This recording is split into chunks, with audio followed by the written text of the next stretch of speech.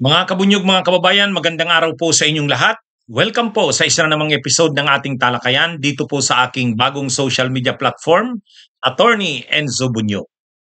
Kung hindi pa po kayo nakasubscribe sa Attorney Enzo Bunyog YouTube channel, subscribe na po kayo. Kung hindi pa po kayo nakafollow sa Informador Meta page, follow na po kayo. Dito po, yung mga gusto ng medyo mahaba-habang talakayan, ito pong YouTube channel kong ito at Meta page, dito po mas mahaba yung talakayan natin. Kasi may mga nagsasabi, Attorney Enzo, kapapasok ko pa lang, tapos na. Kaya ito, medyo mahaba-haba kasi ilang topics ang dinidiscuss ko dito. Tulad ngayon, pag-usapan natin ito, itong ICI nagrekomenda na kasuhan na si Maynard Ngo. Pero si Escudero, palalimin pa raw ang investigasyon. Matindi naman tong ICI. Bakit may kaso na kay Maynard Ngo samantalang wala pa kay Escudero? Pag-usapan natin yan. O si Pulong, napikon kay Congressman na Tinyo ng ACT Teachers Party List, tinawag na ugok. Tungkol ito dun sa pinapa-attend si Pulong sa hearing ng ICI, ayaw ni Pulong. Siyempre, kinantsawan siya ni Congressman na Tinyo.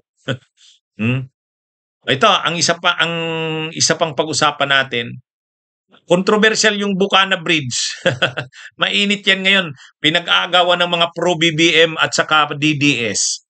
Sabi ng mga DDS, salamat kay Tatay Digong at sa China. Sabi naman ng mga pro-BBM, hindi naman kay yan, ang ginawa yang bridge na yan sa panahon ni BBM daw. Kaya nga ano na yata ito, ready nang gamitin. O kaya pinuntahan ni PBBM nung isang araw. Sige, pag-usapan natin yan. Okay, ito. Si Maynard Ngo, nirekomenda na ng ICI na kasuhan na, sampahan na ng kaso ng ombudsman. Pero si Escudero, pag-aralan pa daw, imbestigahan pa daw ng maigi. Bakit naman ganun ang rekomendasyon ng ICI? Parang yata, parang mali. Kasi unang-una, ang mastermind si Chis Escudero. Bagman niya lang si Maynard Ngo. Yung bagman kakasuhan, yung mastermind hindi. At saka, iba ang kaso ni Chis Escudero kila Nancy Binay at saka kila Grace Po. Kasi, yung nagdawit sa kanila na si dating DPWH Undersecretary Roberto Bernardo, totoo, si Roberto Bernardo, hindi niya sinabing nakausap niya personal si Nancy Binay. Hindi niya rin sinabing nakausap niya personal si Grace Po. Pero pagdating kay Chis Escudero, nakausap niya ng personal si Chis Escudero. At yung pera niyang binigay kay Saldi kay Maynard Ngo na para kay Chis Escudero, inacknowledge ni Chis Escudero nung magkita sila. Sabi daw ni Chis Escudero sa kanya, salamat. At pinag-usapan na naman nila yung mga proyekto na naman na nakukuha ng kickback si Chis Escudero.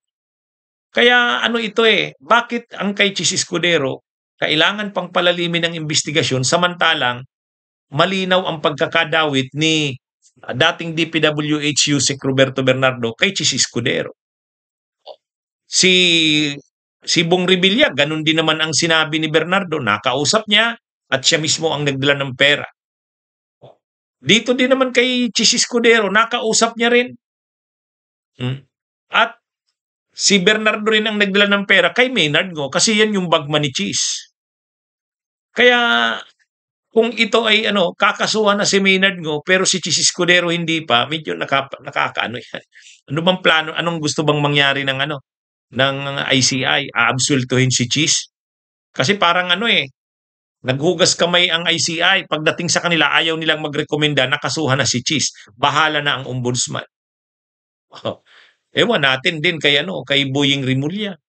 Pero sana hindi. Sana Sana hindi tulad ng ICI, si Ombudsman Buying. Dapat tuluyan yan si Chis Escudero kasi matibay ang mga ebidensya eh. Kahit si Saldico, yung video niya, binabanggit niya si Chis Escudero. Oh, at yung mga yung iba pang mga testigo, Chis Escudero lagi ang binabanggit. Doon sa maniubra sa budget ng 2025, sila Saldico at Chis Escudero ang matinding nagmaniubra noon. Kaya bakit hindi kakasuhan si Chis Escudero? Parang nakakapagtaka. Ha? Pero itong si Maynard Ngo, kakasuhan na daw. Kakasuhan na. Maano rin, matindi rin ang ebidensya at testigo laban dito kay Maynard Ngo. Ano talaga ito eh. Nabanggit din ito si Maynard Ngo na ito yung maraming mga nirekomenda sa Malacanang para ma-appoint. Sa katunayan, si Yusek Bernardo ay pinaniniwalaang nirekomenda nito ni Maynard Ngo.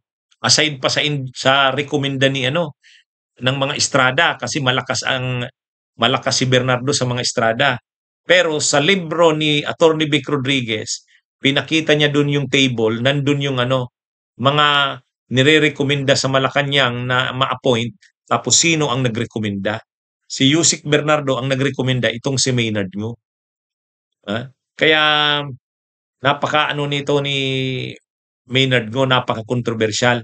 Nagtataka nga tayo, bakit hindi ito bakit natatagalan pa ang pagsampa ng kaso dito? Dapat ito na yung mga isunod na mga makasuhan kasabay ng mga senador. Kaya anyway, sabi naman ni Ombudsman Boying Rimulya, yan na daw ang mga susunod na mga kasuhan. Itong mga nabanggit na ito ni Yusek Bernardo, ito na daw susunod na kasuhan. After nitong mga kinasuhan ngayon, yan na yung susunod. Kaya sunod-sunod na raw na makakasuhan yan. O sige, pagbigyan natin si Ombudsman Boying Rimulya na sana totoo nga ang sinasabi niya. Kasi naano na rin na nadidismaya na ang taong bayan kasi parang ang nakakasuhan lang mga contractors at saka mga DPWH officials. Katulad ng mga kinasuhan sa Oriental Mindoro. Mga DPWH officials lang yun at saka mga board of directors ng construction, yung contractor, yung SunWest. Gayon din sa Davao Occidental, ang kinasuhan din lang mga officials ng DPWH at yung contractor si Diskaya. Pero itong mga na-involved dito sa mga senador at yung mga executive officials tulad nila Amina Pangandaman, dating Executive Secretary Lucas Bersamin, yung dalawang dating undersecretaries na si Adrian Bersamin at si Traigib Ulaybar, wala pa. At saka itong si Maynard, no? Ito na yung hinihintay. Kaya lang, kung kakasuhan yung mga bagman, kasi nakarekomenda rin kasuhan yung Corlin ba yun? Colin Villa. Yun naman yung yung tumatanggap ng pera para kay Nancy Binay. Ang isa pa yung Mrs. Patron. Yun naman yung tumatanggap para kay Grace Po. Yun, mga nirekomenda ng kasuhan. Nirekomenda ng kasuhan yun. At saka yung regional director ng DPWH dati. Si dating DPWH regional director ng National Capital Region, Opulin siya. O yun, nirekomenda ng mga kasuhan. Pero yung mga senador, wala pa. Kaya hindi pwede itong ganito. Dapat na kasama si Chis Escudero. Hindi kumbinsido ang taong bayan kung ang kakasuhan lang halimbawa si Jinggoy at saka si Bong Revilla, pero sila Chis Escudero papalibrehin, mahirap 'yan. O ito, mga kabunyog, itong si Pulong Duterte, bastos din talaga Aside sa bastos, duwag. Bakit duwag? Ay di ba nung una ang tapang-tapang niyang magsabi na haharapin niya lahat ng investigasyon. Hindi niya raw ito aatrasan. Kasi naman daw wala naman daw siyang tinatago. Yun yung sinasabi ni Pulong nung una. Ay pero ngayon na pinatatawag na siya ng ICI para imbestigahan, ayaw na, nag-decline ng umattend.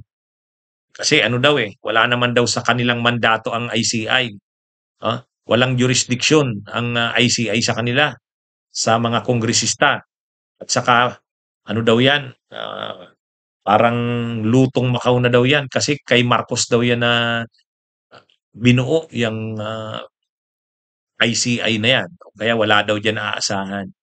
Pero siyempre hindi siya tinatantanan ni ano, ni Congressman Tinio ng ACT Teachers Party List. Sabi ni Congressman Tinio, anong nangyari? Akala ko ba matapang siya?" Ang gusto kasi talaga ni Congressman Tony Tinio, Antonio Tinio, ang gusto niya lalo na yung 4 billion o 6 billion yun, na halaga ng proyekto ni Pulong Duterte ay imbestigahan. Kasi doon sa 51 billion, parang 6 billion doon ang flood control. Kaya sabi ni Congressman Tinio, yung 51 billion ni Pulong, imbestigahan yung sa flood control doon. Mga almost 6 billion yun. Ngayon, pikon doon si Pulong Duterte. Kasi sabi niya, bakit siya lang daw? Bakit daw ang Davao? Eh, siyempre, ang laki ng pundong nahawakan niya, 51 billion eh. Di siyempre nakakuha ng pansin kaagad yun. Parang ang laki ng binigay sa yung pondo, saan napunta yan?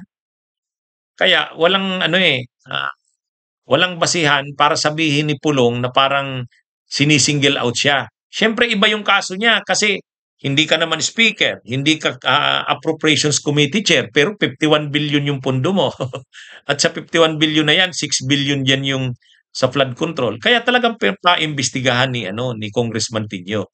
Pero galit si Pulong kay Congressman Tinio. Tinawag itong ugok. Sabi ni Pulong Duterte, wag daw siyang hindi raw siya mapapasok ni Tinio sa trap nito. Wag hindi ako mapapasok sa trap mo, ugok, sabi ni Pulong. Bastos din talaga itong si Pulong eh. Kapwa niya congressman, tatawagin niyang ugok.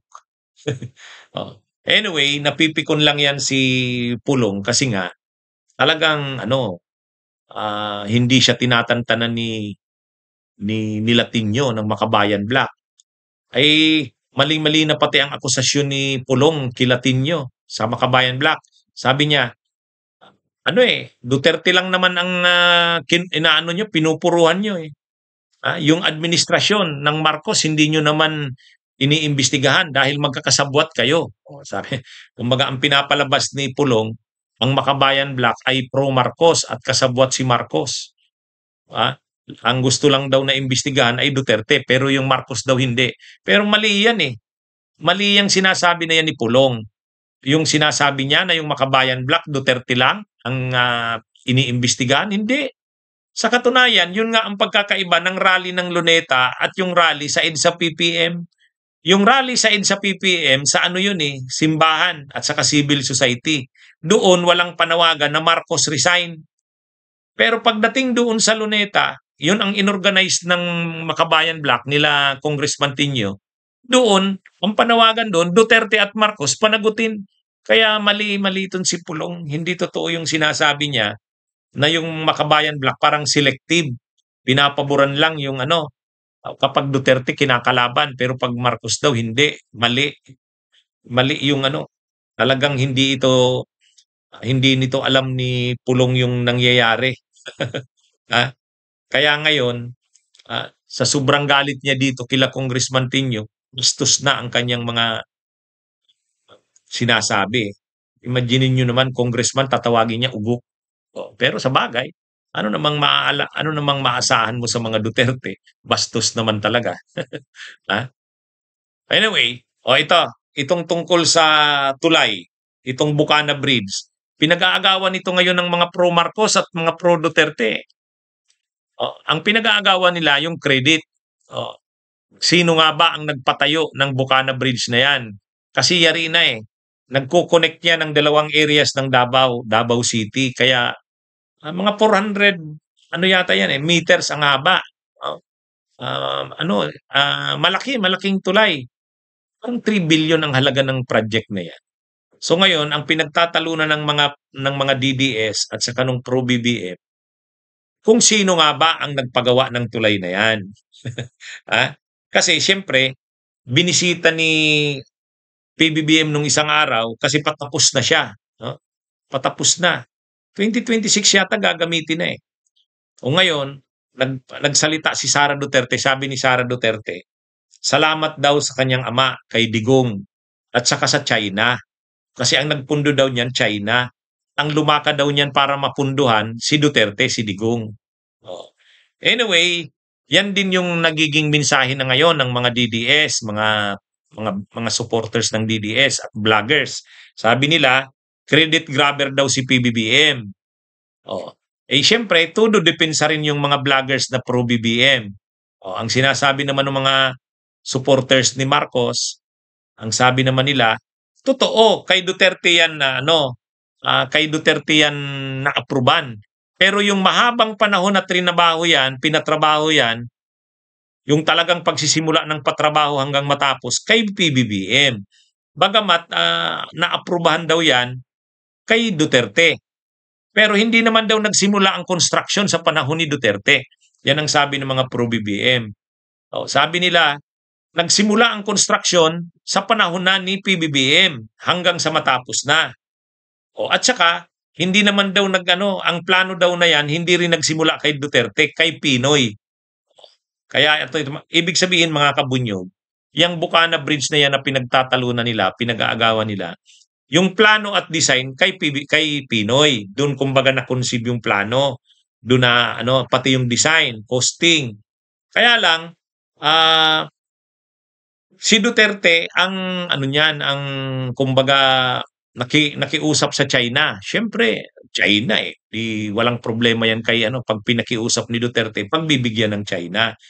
Pero hindi naman ito libre. Hindi ito purong grant. Combination ito ng loan at saka ng grant.